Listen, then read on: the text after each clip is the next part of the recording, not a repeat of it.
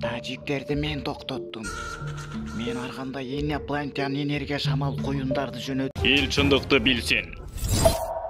Илим Карыпбеков мамлекеттик ишканаларды жеке жактарга бериш керек дейт. Мамлекеттик ишканалардын, мүлктөрдүн көбү жеке тараптарга берилиши керек. Мындай пикирин Илим Карыпбеков Facebook баракчасы аркылуу билдирди. Анын айтымында мамлекетти өнүктүрүү үчүн жеке тараптарга берүү коррупциянын белин сындырат. Бизде мамлекеттик ишканалар аябай көп, бирок мамлекетке алып келген кирешесинин чыгышасы көп. Жылдык бюджеттин 100%-ын ашып барса, 30%-ын мамлекеттик ишканалар берет. Калганын жеке ишканалар төгөт. Жөн эле популист боло бербей, ишканаларды белгилүү бир мөөнөткө жеке жактарга берилиши керек. Ал өнүктүрүсүн, өзү да пайда көрсүн, мамлекет да пайда көрсүн. Кийин мөөнөт бүтсө, мамлекет ачык конкурстун негизинде башка тарапка өткөрүп бериши керек. Эң негизгиси, жең ичинен бир компания менен сүйлөшүп алып, кайра пайдасын көрөбүз. Дүйнөгө таанымал компаниялар келип, мисалы, Манас аэропортун өнүктүрсүн. Бизде бир жылга жетпей, аэропорттун президенти алмашат. Ал өзүнүн адамдарын койгончо кызматтан кетет. Ушинтип эле айланып өнүкпөй келе жатабыз, дейт Карыпбеков. Булак медиа центр.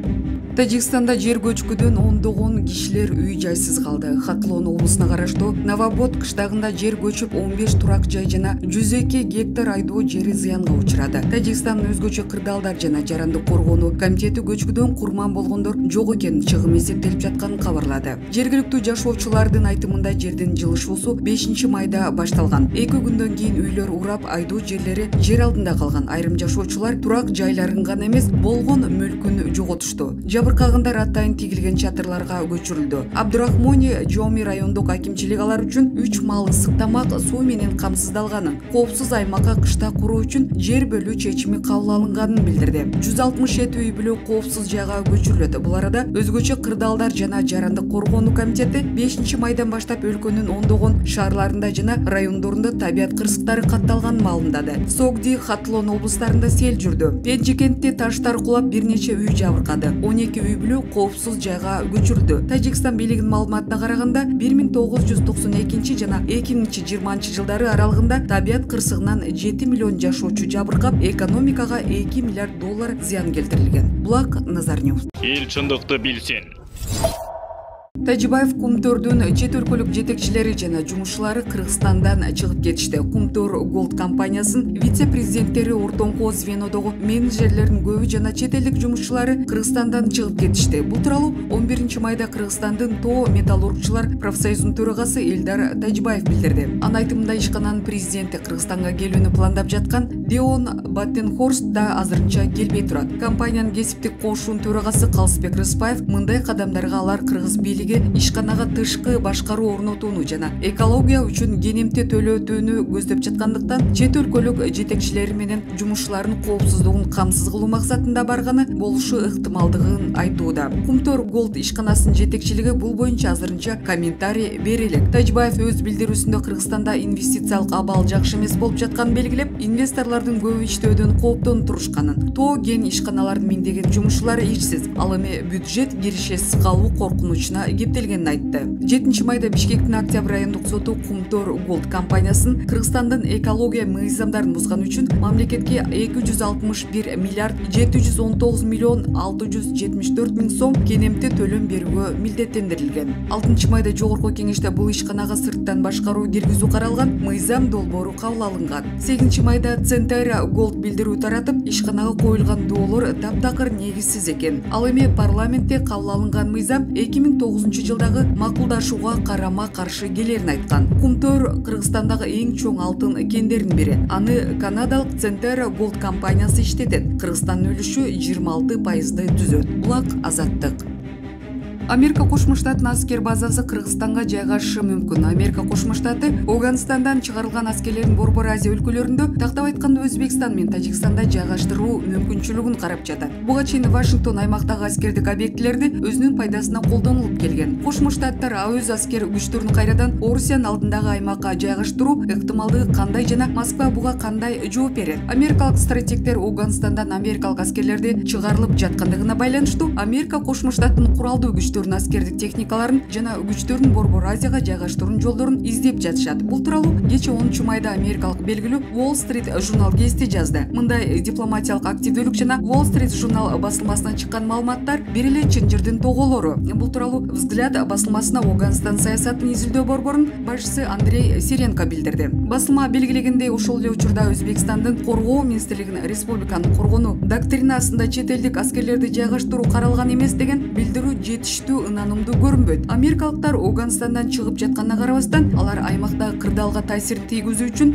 өз аскерлерин жакын жерде сактоону каалап жатышканы айдан ачык. Кезинде НАТОнун баш катчысынын Закавказье жана Борбор Азия боюнча жардамчысы Джеймс Апатургай мага региондогу бардык мамлекеттердин ичинен алар үчүн Казакстан жана Өзбекстан чоң кызыгуу туудурарын айткан. Бирок Казакстан Афганистандан алыс болгондуктан Өзбекстан көбүрөөк ылайыктуу келет деп белгиледи Андрей Сиренко. Анын айтымында Өзбекстан географиясы жана президент Шавкат Мирзиёевдин көп векторлуу саясатына байланыштуу америкалыктардын сунушуна макул болушу мүмкүн. Мирзиёев өз саясатында бир эле учурда Москва, Вашингтон, Пекин, Расмий Кабул, Афган талиптери пакистандыктар жана түрктөр менен кызматташтык түзүүдө. Ушул саясаттын алкагында Ташкент саясий маневр жүргүзүү мүмкүнчүлүктөрүн сактап калууга аракет кылып, америкалык аскерлерди кабыл алууга макул болушу мүмкүн экенин четке какпай. Мындан тышкары Өзбекстан ошол эле Тажикстандан же Кыргызстандан айырмаланып, ЖКУнун жана Евразия биримдигинин алкагында кандайдыр бир милдеттенмелер менен чектелбейт деп кошумчалады чыгыштануучу. Анын пикиринде Ташкент албетте мындай кадамдын Орусияга жакпашын түшүнөт. Өзбектер бул оюнга Москванын өзүнүн ставкасын коюуга чакырышы толук мүмкүн. Бул Өзбекстан менен Орусиянын ортосундагы мамилени анчалык салкындатпастан, тескерисинче Орусиянын Ташкентке карата жаңы демилгелерди жана сунуштарды көтөрүп чыгуусуна түрткү бериши керек. Анын үстүнө бул сунуштар америкалыктарга караганда кызыктыруучу болушу керек, деди Сиренко. Өзбектер менен кыргыздар америкалык аскерлерди өз өлкөлөрүнүн аймагына жайгаштырууга макул экендигин азырынча эл алдында ачык айта элек. Бирок алар муну терең ойлонушууда. Буга тилекке каршы ЖКУнун бир катар өлкөлөрүндөгү бул уюмга кадыр баркына олуттуу сокку урган кризистер дагы таасирин тийгизди. Ошондуктан америкалыктардын сунушу абдан өз убагында болушу мүмкүн, деди Сиренко. Белгилей кетсек, кечээ 10 майда Кыргыз парламентинин жыйынында депутат Айбек Осмонов ЖКУнун алкагындагы кызматташтыкты кайрадан карап чыгууну же аскер союзунан толугу менен чыгууну же башка уюмга кирүүнү сунуштады. ЖКУдагы өнөктөш өлкө биздин аймакка кол салууда, бирок уюм унчукпай жатат. Мындай адилетсиз уюмга эмне үчүн катышышыбыз керек? Демек, багытыбызды өзгөртүшүбүз керек. Андан чыгып башка уюмга мүчө болушубуз керек, деген Осмонов. Булак Назар Ньюс.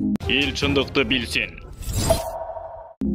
Темир Сариев Мегакомду сатыш керек. Мегаком ишканасын жеке менчикке өткөрүү үчүн сатыш керек. Мындай пикирин мурдагы премьер-министр Темир Сариев биринчи радиого берген маегинде билдирген. Анын айтымында, жеке менчик компаниялар мамлекеттик компанияларга караганда кыйла алдыда. Мамлекеттик ишканаларды менчиктештирүүнү колдойм, анткени алардын алып келген пайдасы жеке менчиктен түшкөн пайданы бере албайт. Жеке менчик ишканалардын башкаруу жана чечим кабыл алуу жеңил. Ал эми мамлекеттик ишканада чечим алуу кыйын. Жогорку жактын буйругун күтүп олтура беришет. Бизде Мегаком бар. Мына ошол компанияны да сатыш керек. Ага караганда Нур Телеком Билайн кыйла кирешилүү жана ыңгайлуу, деди Сариев. Булак медиа центр.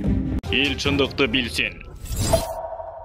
2010-жылдын 7 апрелинде бүткүл кыргыз элинин үстүн тоңдурушуп, Атамбаев, Отунбаева, Текебаевдер уюштурган кан төгүлгөн куралдуу төңкөрүштү баштан аяк текшерип, акыйкатты ачыкка чыгара турган күн келди. Качанка чейин убактылуу өкмөттүн тогуп берген жалган жомокторун чын катары кабыл алып, өзүбүздү өзүбүз алдап жашайбыз. 11 жылдан бери аянтта өлгөн 87 адамдын өлүгүн Бакиевке таңып, Бакиевди канкор көрсөтүп келебиз. Андай эмес экенин ар бирибиз жакшы билсек да, бир анализ кылып ошол төңкөрүш жөнүндө ой жүгүртүп көрөлүчү. Ошол кезде Бакиев өлкөдө андай төңкөрүш болуп кетерин оюна да алган эмес. Ошон үчүн дал ошол убакта ал адаттагыдай эле кабинетинде иш үстүндө олтурган. Анан кайдан жүрүп снайперлерди жалдасын. Андан тышкары, эгер Бакиев күч түзүмдөрүнө элди атууга команда берсе, анда эле ал атуу аянты өлүктөргө батпай кетмек. Себеби төңкөрүшкө чыккандар кандайдыр бир психотропный ичимдиктерди ичип, жинди болгон эмелердей болуп, атүгүл өздөрүнүн ата-энелерин да тааныбай калган акыбалда болушкан. Колдорунда куралдары бар, эч нерседен кайтпаган баскынчылар менен күч органдарынын ортосунда сатышуу болсо акыбети эмне менен бүтөрүн элестетип ала бергиле. Аянтта өлгөндөрдү анализдеп өткөргөн врачтар алардын бардыгын канында кандайдыр бир химиялык кошулмалар бар экенин аныктаган. Темир Сариев айткан сөзү бар. Митинг бүтүп ак үйгө кирген убакта 36 адамга ок тийген деген. Ошол 36 адамдын баары өлгөн эмес, тең жарымы жарадар болушкан. Демек, аянтта 18-20 чактаган адамдар өлүшкөн. Врачтардын түнкү саат 23:00 чейин өлүктөрдү алып келе беришкен. Ал жерде таяктан, арматурадан келтек жеп өлгөндөр да болгон деп айткандарын да элдин баары билет. Ал эми төңкөрүш күндүзгү саат 15:00 жетпей токтоп, андан кийин жалаң шаарды талап тоноо операциясы жүргөн. Аракка тойгон мародёрлор борбор шаарды талкалап, тоноп жатканда убактылуу өкмөт тарабынан эч ким контроль кылган эмес. Талоонду токтотконго адам жок болгон. Себеби убактылуу өкмөттүн шакалдары убакыттан пайдаланып өздөрү ячейканы, Бакиевдин калган мүлктөрдү, банктардагы акчаларды уурдап, ал эми бийликти менчиктештирип өздөрүнө ыйгарып жатса, шаардагы хаосту ким токтотот? Шамил Атаханов жин болуп калган адам эмес. Жөн эле Роза Исаковна аял болсо да эркектер батын албаган ишти кылып, элди аткыла деп команда берип, бизди кыйын положениеден чыгарып кетти деп айтып койгудай. Убактылуу өкмөттүн пландары бар эле. Адамдар өлүш керек, өлгөндөрдү Бакиев атты дегизип, элдин көзүнө канкор көрсөтүшү керек деген. Анан дагы өлгөн балдардын көбү митингди башкарып, элди сүрөп жүргөн лидерлер болгон. Жана атайын тандалып өлтүрүлгөн. Бакиев тарап кайдан билсин кимдин ким экенин? Убактылуу өкмөт бул жагында эсепке алган.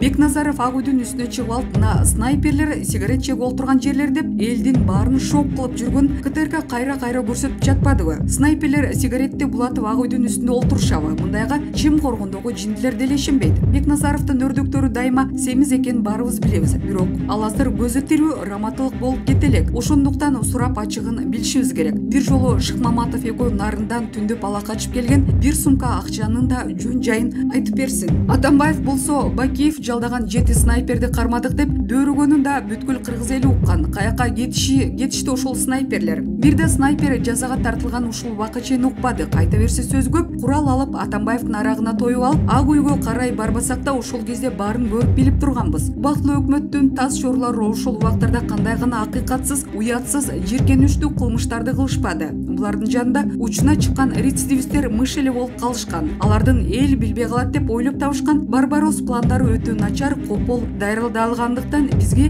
күзгүдөн тиктегендей эле күнү бүгүнкү чейин көрүнүп турат. Ошол үчүн 11 жылдан бери 7 апрель түштүк тополоңу текшерилсин деп какшап келебиз. Эмне үчүн кыргыз элине күйгөн Бакиевдей таза инсандын атын каралап, Кудайдын алдында күнөөгө батышыбыз керек? Эмне үчүн колдору акырегине чейин канга бөлөнгөн убактылуу өкмөттүн кузгундарын кылмыштарын жашырып жараткандын карына калышыбыз керек? Билип туруп, моя хата с краю деп четке чыкканыбыз үчүн, Бакиевди ак жерден каралаганыбыз үчүн, Атамбаевдей кылмышкерди колдоп, коргогонубуз үчүн акыретте жооп беребиз. Бул нерсе айрыкча ар келген бийлик башындагыларга көбүрөөк тиешелүү. Ошондуктан Бакиевдерди өлкөгө алып келип, акты ак, караны кара дегизип, акыркы точканы коюшубуз керек. Мына ошондо Кудай кыргыздардын ишин оңдойт дейт Шамурза Бөрүкулов өзүнүн социалдык баракчасында.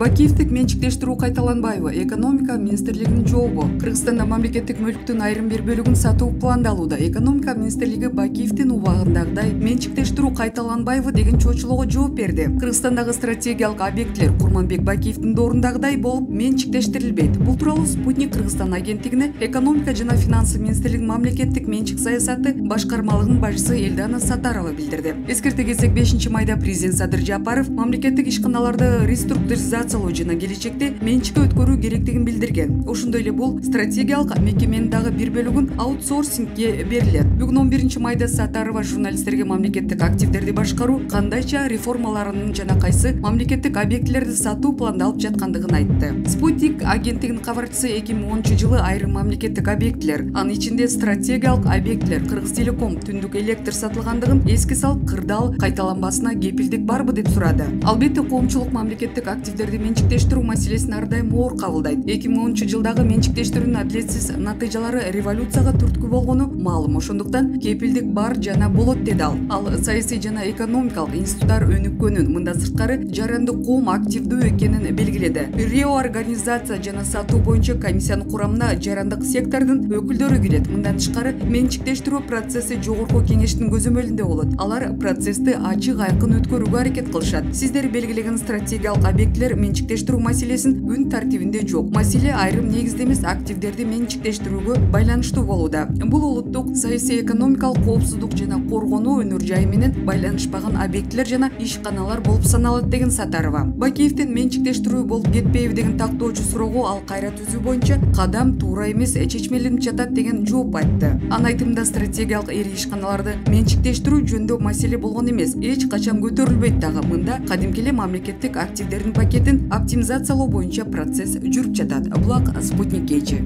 Алдын ала маалыматтар караганда окуучу аткалаган жерде 9 киши каза болду. Калган балдар мектептен эвакуацияланып жатат. Татарстан Казань шаарында мектепте ок атуу болуп, алдын ала маалыматтар боюнча 8 киши көз жумду. Бул тууралуу РИА Новости жазды. Интернетте балдар октон качып жүргөн видео тарады. Кыргызчалуу окуя Файзи көчөсүндө жайгашкан номер 175 мектепте болгону айтылууда. Алдын ала маалыматтар караганда окту өспүрүм чыгарган. Учурда ал кармалып, башка окуучулар эвакуацияланып жатат. Жерине 20 тез жардам бригадасы, президент Рустам Миниханов жана прокурор Илдус Нафиков барган. РИА Новости агенттигине тез жардам кызматынан билдиришкендей, окуя болгон жерден бери дегенде 8 киши каза тапкан. Алардын басымдуу бөлүгү балдар. 4 киши ооруканага жаткырылды. Маалымат булагы Спутник Кечи.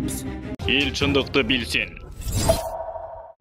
Арыстан Алай Тажикстан менен болгон чегара чырын мен токтоттум. Тажикстан менен болгон куралдуу кагылышууну Арыстан Алай токтотконун ал өзү социалдык тармактагы жеке баракчасына жазып чыкты. Анын жазган тексти өзгөртүүсүз берилди. Арыбаңыздар, улуу журтум, мен жаңы Кудай катары айтарым. Өзүңүздөр билгендей 2019-жылы Кытайга вирус куюн жиберген. Миллиард акчага банкрот болгон. Бул ааламдан келип буйрулган. Тажикстан баткен элине кол салганда мага арбайлар аян берди. Эмне карап турасың, сен жаңы Кудайсың, токтот согушту деп. Эрте мен туруп согушту токтотуш үчүн арбайлардан жардам сурадым. Эртеси токтоду. 8-9 майдагы кырсыкты мен жибердим. Ааламдан мага буйрук келди, сен кырсык жибер Тажикстанга. Эгер жибербесең сени тааныбай жатат деп. Азыркы бийлик банкрот ааламды мен башкарам. Садыр Жапаровдун доору күздө бүтөт деди ал. Булак Кыргыз кабар. Эл чындыкты билсин.